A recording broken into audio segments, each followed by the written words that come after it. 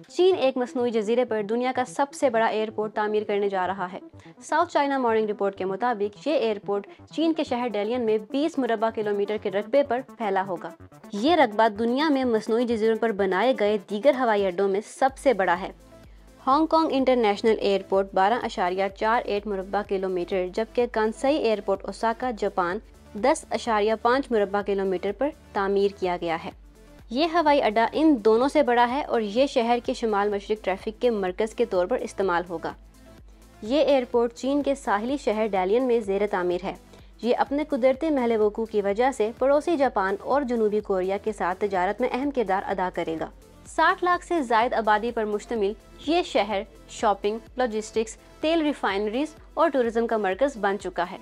ये हवाई अड्डा 9 लाख मुरबा किलोमीटर पर फैले 4 रनवेज पर मुश्तमिल होगा।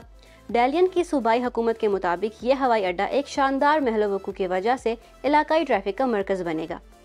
एयरपोर्ट काउंसिल इंटरनेशनल के मुताबिक इस एयरपोर्ट के टर्मिनल्स की गुंजाइश इब्तदाई तौर पर सालाना 43 मिलियन मुसाफिरों की होगी, जो मौजूदा एयरपोर्ट से 2 गुना है, जबकि बाद में ये सालाना 80 मिलियन मुसाफिरों को संभालने के काबिल होगा।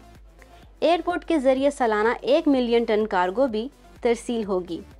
ये एयरपोर्ट 4.3 बिलियन डॉलर्स की लागत से तैयार होगा और इसकी तकमील 2035 में होगी।